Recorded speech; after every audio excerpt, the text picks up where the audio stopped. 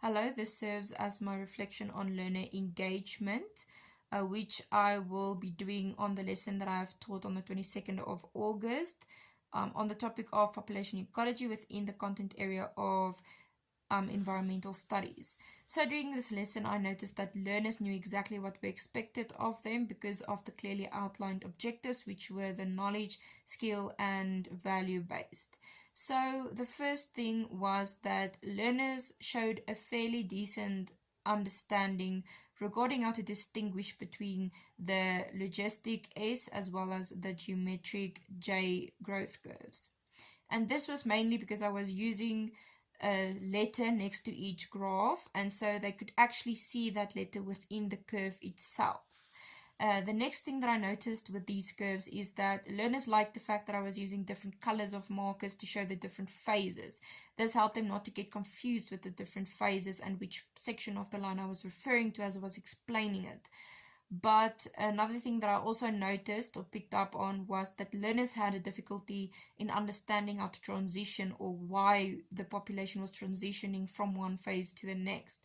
And I think this is because my PowerPoint bullets were quite lengthy. And so if I had to further maybe divide these bullet points up into smaller steps, it could help the learners to concentrate on the first part before getting to the second part, before getting to the third part, going from the more simpler concept to a more complex one.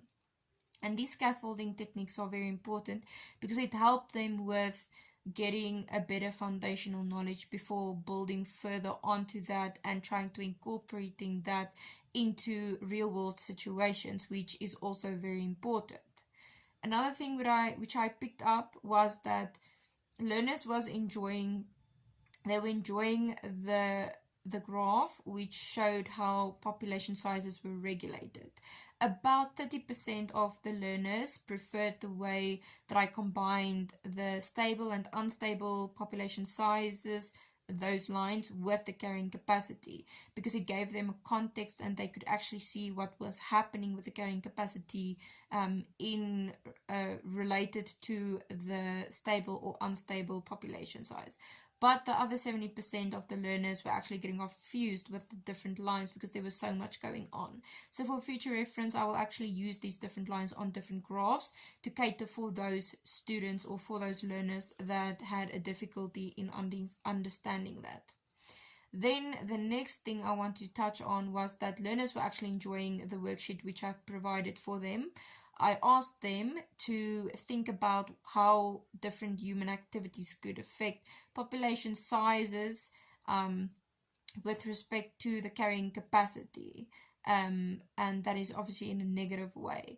And this is very important because this taps into their critical thinking, and the learners actually like being challenged. And so about 45% of the learners were getting to the answers possible answers quite easily. I was looking for maybe land degradation or deforestation, and then how that can decrease the quality of the habitat, which will lead to the habitat not maybe having so many resources available, which would decrease the amount of individuals it can support. But then the other 55% of the learners showed some demotivation because they couldn't get to the answer straight away. But to cater for this in the future, I could also give hints in front of the class, basic hints to help them direct their way of thinking. And then the learners which I can observe to be a bit less confident, I can actually approach and give them even further hints to help them understand the direction that they must be thinking. Then another thing is that the homework that I actually gave them, most learners showed that they have a good understanding about the theory that was going on with the graphs and how to read from the graphs. But it is also very important to relate that to the real world situations. And so I think the worksheet was a brilliant idea, and I think it also helped the learners to see the relevancy of the theory that they are taught.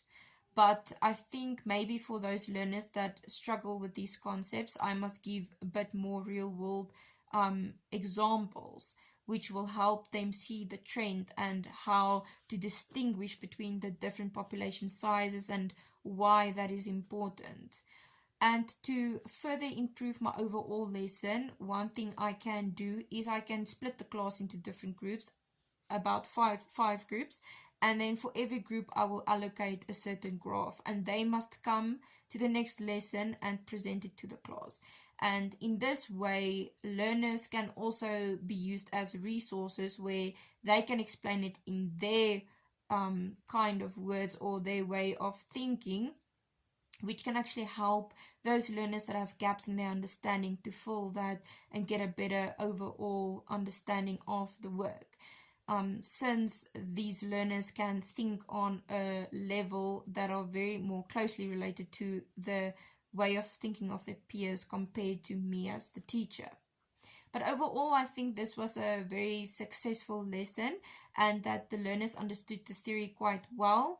There are one or two things that I can touch up on, but I am sure that if I had to redo this lesson with the necessary improvements, I can be even more successful. Thank you.